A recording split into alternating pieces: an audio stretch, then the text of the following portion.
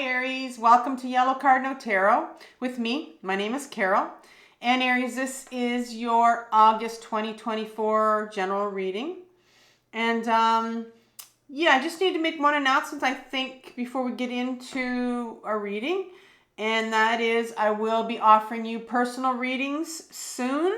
So stay tuned for a video that will be coming out. So in today's reading, we're going to be doing mirror work, and I'm going to be using the Rider-Waite deck to pull out my 8 cards. I'm also going to be using the Tarot Grand Luxe for the left side, which is going to be, it looks like it's your right side, but it's going to be the your outer world, your conscious, what you're aware of.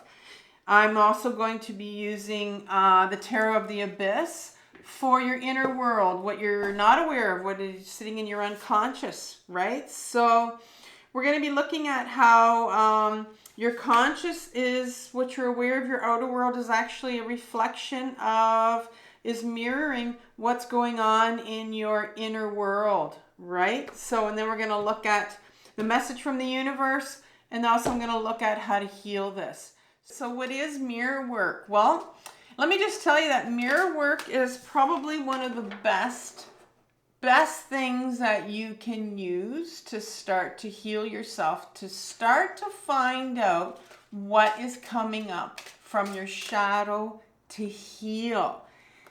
And if you're new to shadow work, I'm going to leave a video for you. I'm going to link it right at the end of this video. And it's a video that I've done for my other channel called Carol Cares. And it's a video on shadow work. And it's also linked in the description box as well. So, yeah, it's going to tell you all about how to do shadow work. And shadow work is just basically healing what's coming up from your unconscious. So mirror work is about the whole concept about the universe is trying to reflect something to you that is connected to your inner world, to the unconscious. Now, I know that's a bit heavy, but I want you to understand it as when we start watching our outer world, like people that are in our life, like what's happening in our world to us, or even what's happening in the world itself, what's going on with our pets, what's going on in our own systems, health-wise maybe, or children. Children have an incredible way of triggering us. They always will be a mirror for us that are reflecting something back to us that we need to see, especially when, you know, we sit here and go, they're driving me crazy, they're pissing me off, they're making me angry. That is mirror work. That is what the universe is reflecting back to you. That's related to a pattern or a belief system or a struggle or whatever it is that needs to heal. Now, let me give you an example. I am a retired teacher, and so I think it's really important to give you an example, a concrete example of mirror work. So I saw mirror work yesterday in action, and to me, I said to myself, I was trying to figure out why this was happening to me, because that's what mirror work is. And I knew it was because it was the story that I needed to tell you, the example. So yesterday I brought my car in for the umpteenth time to get fixed, and I now know that it's time to get rid of my car, by the way. It's just given me a lot of clues and things, memories that I'm done with part of this of my life, so it's time to get rid of this car. I know. But I was in the garage yesterday waiting in the waiting room with this woman, and there were just the two of us, and she had just finished talking to the technician. And you could tell that she was very much someone that was full of fear, full of anxiety, just the way she was walking around and talking about how she needed a cigarette. And I could just feel her anxious energy. And she started to talk to me, and she told me about her car and what it was doing. And her car, when it came to slow down and came to a stop or a light, she said she could see the whole dashboard, lights start to dimmer, and there was shaking going on, and her car would stall at the stop sign or the, you know, at the lights. And this was happening all the way to her drive to bringing her car in. And it was happening all the time. And she told me there was even one incident last week where she had a police officer stop her because she was stalled in the middle of traffic. And he followed her where she was going. He followed her home. Now, this isn't, you know, the woman's probably close to my age. No, I don't know. I have a hard time with the age. But she told me she was living with her parents.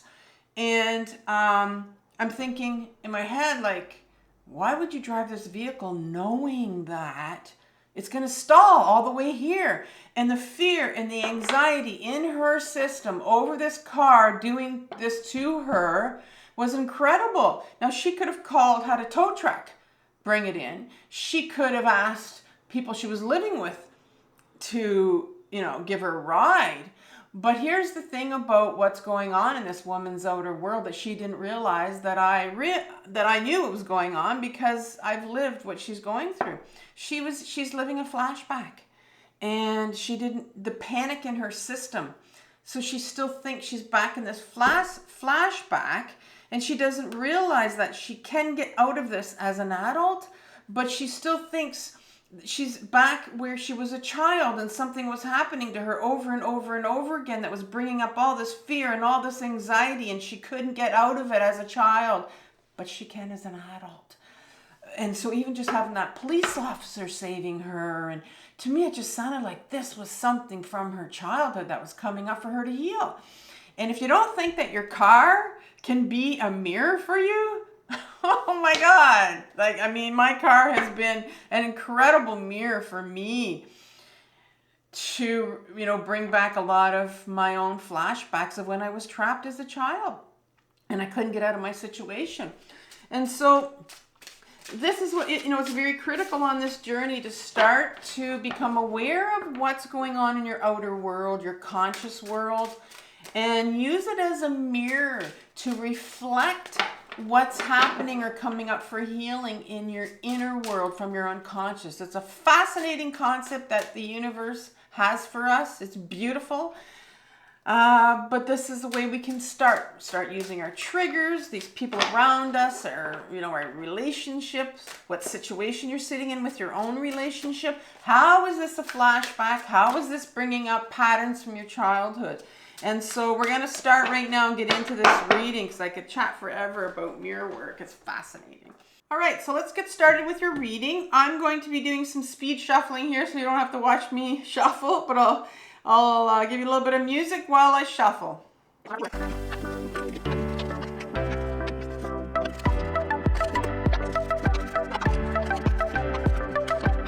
Oh, all right, Aries. Yeah, it's going to be a really interesting reading. I want to point something out to you about your outer world in a minute, what came out for you. But first, to begin, I want to talk about your overriding energy. So in January 2024, I put out readings for all of the signs, yearly readings. And so I pulled your August 2024 card from that, and you have the Nine of Cups. And you got the Nine of Cups. And the Nine of Cups is a card of an individual that's kind of sitting there with their arms crossed. You know, there's all these Nine of Cups. It's like you've taken your emotions and you've put them up on a pedestal, up on a stand here, like you would a trophy. And you know, trophies collect dust. You're not going to touch the trophies. And but you got one more to go. You got one more to get to the Ten of Cups before you get to completion. But you have your arms crossed. So I'm seeing here that there might be this month where, you know, maybe the overriding energy is that, you know, you're not quite willing to go inwards and start to do some inner work and not really wanting to feel. There might be a resistance to feeling. Sometimes the ego comes out and says, don't touch those emotions. They're dangerous. So we'll see where that takes us this month, if that's your overriding energy here. So let's begin with your outer world, and this is what you're consciously aware of. It's what you're sitting with. Could be a struggle sometimes, or what is it? So I kind of talked my way through this, but what was so fascinating about this card? So you have 9 cards right here for your outer world. You have 1, 2, 3, 4, 5, 6 out of 9, that's 2/3, are wands. Now, what's even more fascinating is, so you start off with the Ace of Wands over here, and then you come over here and you have the 10 of Wands, the 9 of Wands, the 7 of Wands, the 6 of Wands, and the 8 of Wands.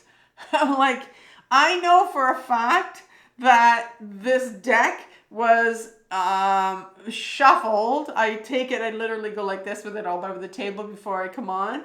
And so it's not like I had all my wands suit together. And so I kept on, putting my wands here, going, what's going on? This reading, and then I got here and you have 2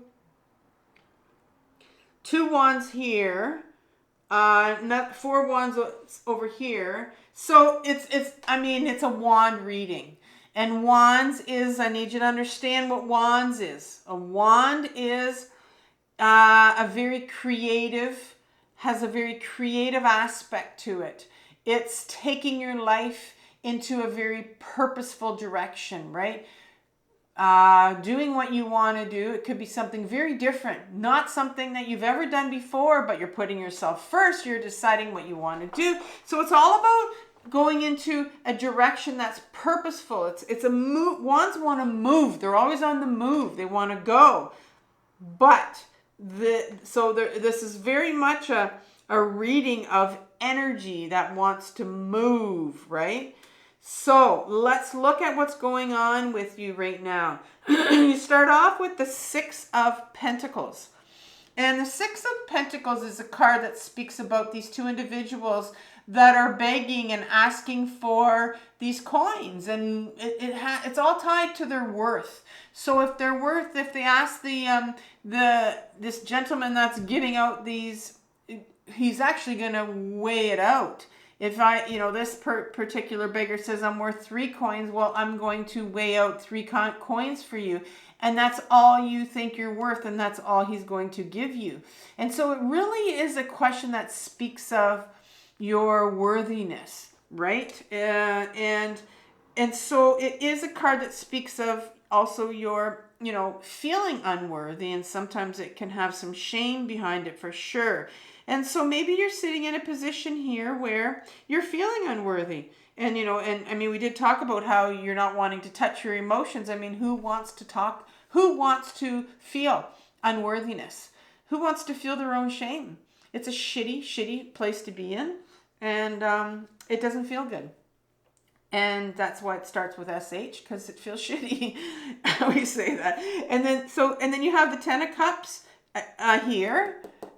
Here's the 9. We talked about this overriding energy of you, just kind of bottled up a bit here. Well, you've got the 10 here, but it's in reverse. And so you're very resistant to going to this 10 of Cups. What is the 10 of Cups? The 10 of Cups is that full range emotion. It's when you allow yourself to feel every single emotion, including the shitty ones. And so there's a real hesitancy on your part to feel this unworthiness that you're sitting with. And yet, here's an ace from an offer from the universe. It's a wand. It's a creative wand to take your life into this new direction. And maybe you know what it is, but you're sitting here going, I don't feel worthy. I don't feel good enough. I'm not smart enough. I'm not, big enough, tall enough, pretty enough. Whatever it is, you're not enough.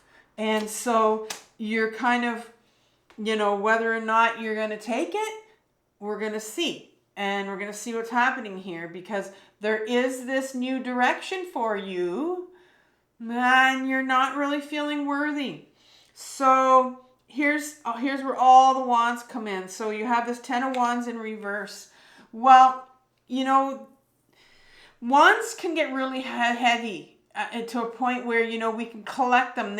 Because like I said, wands are like this battling energy. And through our life, we can collect them. And so this individual has collected quite a few wands, and they've become, quite heavy, but they're not really heavy if you look at it, because they're not physically heavy. They're in his head. these thoughts that he's had. It's not mental energy, but Wands is about taking, you know, your life into a certain direction. But there's something that's really heavy that is really weighing you down, and you're not really to the point where it's detrimental now to taking your life in a new direction. It's really preventing you and blocking you from doing that. And the next card that comes out is the Nine of Wands. And the Nine of Wands talks about this individual, and he looks like he's been through a lot. He's been through a lot. And so I think, you know, maybe you're realizing that, you know, you've been through a hell of a lot. You know your past. You know that you've been through some struggles. And maybe, you know, sometimes this card speaks about boundaries, and maybe some boundaries need to put up in place because you're just feeling beaten down. And then the Seven of Wands comes in here. And the Seven of Wands is a card in an upright position that talks about this individual. This is probably one of my favorite cards in the deck because I can really relate to this card. This is the card that when you're on the healing journey, it's very, very difficult to find supportive people that understand you. And so it can be a very, very lonely journey. So I'm wondering here if you're feeling, you know, your loneliness has really got you in a tough spot here. I just feel like such a beaten down person, and you're there's all this tough energy that's coming out, this feeling of unworthiness, not feeling validated, not feeling supportive, and just tired. And how can you take your life? How can you even pay attention to this wand? I can't help but think that this is kind of like an oddball card here. I know it's a wand, but it's like there's this inside of all of this wand, difficult wand energy, is this new direction for you that you can't either see, or maybe you can, but it's just so tough to even think about it right now because you've got all this other stuff that's in the way. The Lover's card is a beautiful card. It's a major arcana card, which is a universal force that comes at us. It's not like our daily actions. So the Lover's card speaks of, and it's in reverse here, and the Lover's card speaks of this joining of two people. This is not a union of a man and a woman here where it looks like it, but it's the union of our two sides of ourselves, our masculine and our feminine side, and really understanding and have a real understanding of who we are. It's a real deep connection with ourself. But I'm feeling you're not connected right now to yourself because it's in reverse here. And it makes a lot of sense that you're not connected. And if you are, sitting in that Nine of Cups kind of where you're not willing to go back into your body, get into your body and start to feel some of this unworthiness, you're going to feel very disconnected. And I think it's because of all this wand energy that's coming out here where you're feeling so disconnected from you and who you are and your authentic self. Because when this wand right here comes out, this ace, this is about taking your life into this new direction that's going to bring you towards more of who you are, of your authenticity, your authentic self. And then you have the Six of Wands that comes out here. It's in reverse. The Six of Wands, number 6 in my deck. It always has to do with the duality. And in this particular case, this talks about the duality of the wand. And it looks like this card, like he's had some sort of a victory, and you can see the victory wreath behind him. It's like he's won something, right? He's won something. But he's on top of a hill here. We don't see the other side, because the opposite of our winning is going to be losing. And so we don't see what he's lost here. And there is a real resistance here because that's in reverse. And so I'm feeling here that there's a loss of some sort that's coming up here. Some sort of grief, maybe that has to come out here. And maybe we'll see about what's going on here. But definitely there's some grief. And if a lot of times, you know, when we're really blocked, like we are about feeling and not wanting to feel, I feel like I have something in my eye here, so I'm going to, a lot of times when we are blocked, it can be grief, because we can heavily block ourselves from grieving when we need to grieve. That's the grief is kind of like the ultimate emotion. You know, we talked about this Nine of Cups here. We have one more emotion left. Grief is that one that kind of, when you can get to it, it washes away everything and it opens up for something new to come in. And I think maybe you need to, there's some kind of grieving here that needs to take place. I mean, there's some tough energy, some tough, you know, something in your past here that really needs some grieving. And then you finally end with the Eight of Wands, which is in reverse. And the Eight of Wands talks about having a direction, having a focus, having a real idea of where we want to take our life. But that's in reverse here. And so you're sitting here in a real state of loss and a real state of confusion. And like I said, no wonder you can't even see. I don't even know if you can see this Ace of Wands, where there's this opening for you. There's something here for you. But I think the unworthiness that you're sitting in, the shame that you're sitting in right now is just blocking everything. So I don't know what's sitting here. I didn't study it, but we're going to see how what you're sitting in is mirroring what's happening with your inner world right now, right? Because this means something. There's something here, like I said, there's something here that needs to be healed for sure. And here it's kind of interesting because, you know, your inner world starts off with what we left off here with, which is the Eight of Wands. And it's in reverse. This was in reverse, I remember that. And so they were both in reverse here. And so there is a part of you, a part of your life. This is your inner world here. So this is going to be like your childhood, your adolescence right here, where you didn't have a focus. You didn't have a clear focus of where you were supposed to go, what you were supposed to do with your life, because it's in reverse here. And so that's kind of what's coming up here, is what needs to be healed and why you're feeling so lost right here. You didn't have it when you were younger, and we're going to find out some more here. Ten of Wands comes in, and again, you know, it starts off with wands, and you had a lot. It's in reverse here. I think that you came from a very difficult childhood where you had a lot of responsibilities. And look at this individual that's carrying them on his back. It's in reverse here because, I mean, it did him in. And you need to start to realize that in your childhood, your adolescence, you were somebody that carried a lot of the burdens of your family and what was going on. And I wouldn't be surprised if some of you out here that are listening to this, some of you have some back issues sometimes, you know, because that's where you're carrying a lot of your issues. And so the next card that comes out is the Queen of Swords, and she's in reverse. The Queen in my deck, there's 4 of them. She represents the feminine side to us. We all have a feminine side, and we all have a masculine side, which is our ego self. And the feminine has feminine qualities, and, you know, they're often repressed over the years.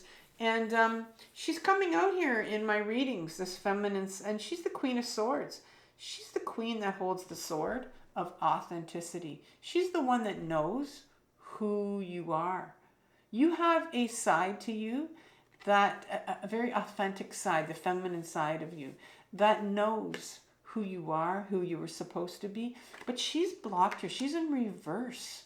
So when she's blocked, so when you were younger, this feminine side of you was blocked. It wasn't allowed to come out. Your true self was not allowed to be shown. So you wouldn't have been able to show your emotions either, because that would be expressing who you are, right? And so because she is in reverse, that tells me that, you know, when you were younger, you could have been sitting with a lot of hopelessness, And you could have been sitting with some anger, some real seething anger that you wanted to get out at people, right?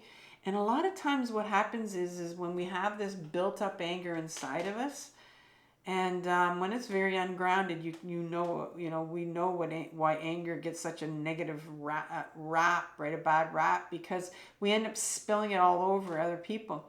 And a lot of times when we do end up spilling it over people or having this fit of rage, we can sometimes cry afterwards. And that's because behind our anger is always grief. And I talked about grief here. And so I'm wondering here if you have some built up anger that's inside of you that needs to come out here, because you have these just such heavy energy here and here where it looks like you wanted maybe to take your life in a different direction, but you didn't get a chance. You didn't get a chance. And so you lost who you were, your true self, your authentic self. And like I said, I'm wondering if you're sitting with some anger here. And here's the swords now. So now you're starting to get a bit into sword energy. A couple cards here with sword energy. And sword energy is our mental thoughts, our mental belief systems, what we think about ourselves, what people told us about ourselves, right? Because we can sit and spin in our heads. And this is what happened when you were younger. Look at you.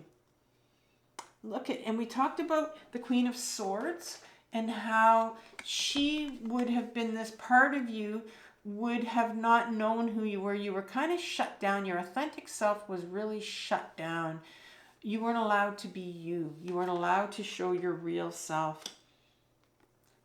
And look what happened to you. Every single one of these swords is your belief system that you have about yourself that people gave you when you were younger. You're stupid. You're not allowed to do this. You're not worth much. You're a piece of shit. All these things that you tell yourself in your head, all those negative things that you tell yourself, those are the belief systems that you picked up over the years that made you into who you are. That's who you think you are. And you continue to believe that's who you are, because we started off the reading with this unworthiness card, right? You think you're worth nothing. You don't matter. And it's because this is what people told you. And it did you in. And you lost your authenticity. You don't know who you are.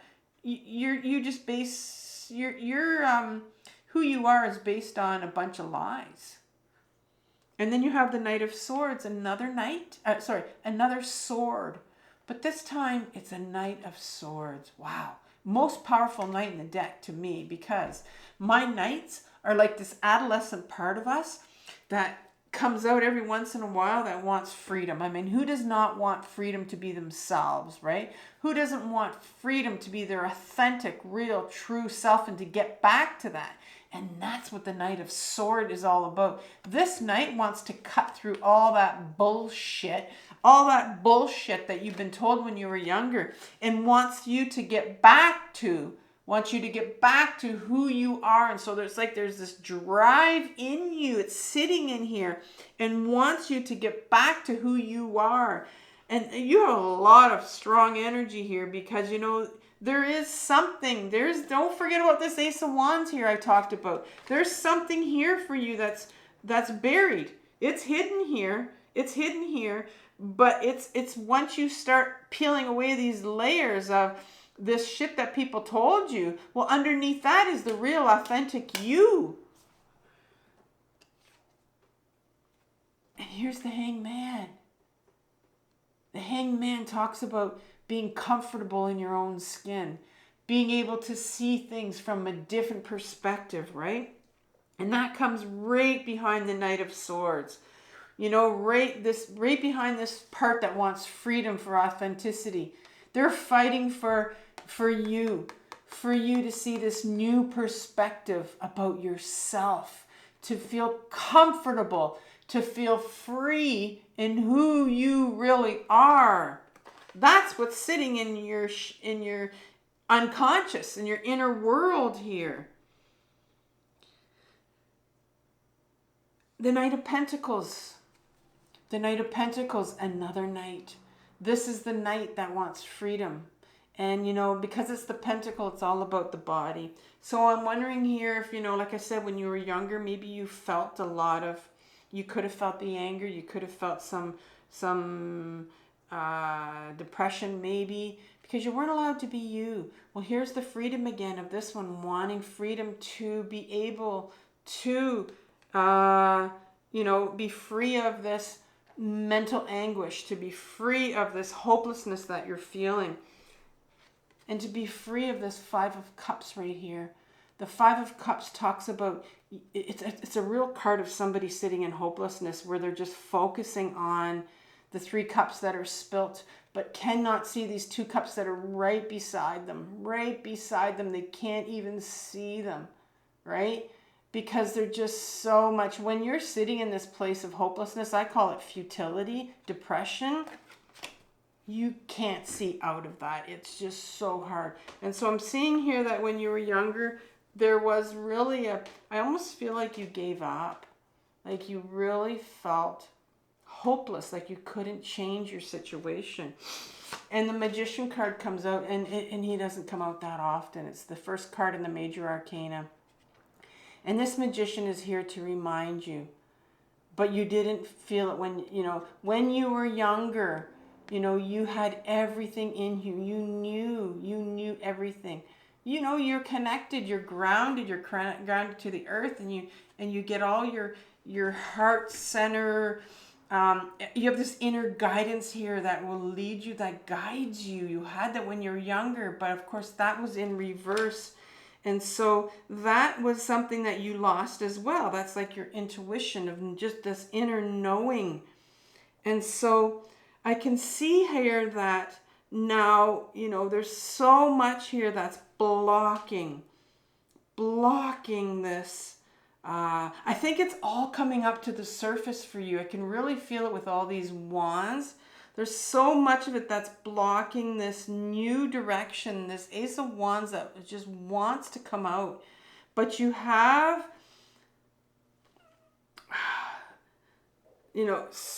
all this, your authenticity is buried under all these belief systems that you have about yourself and your unworthiness.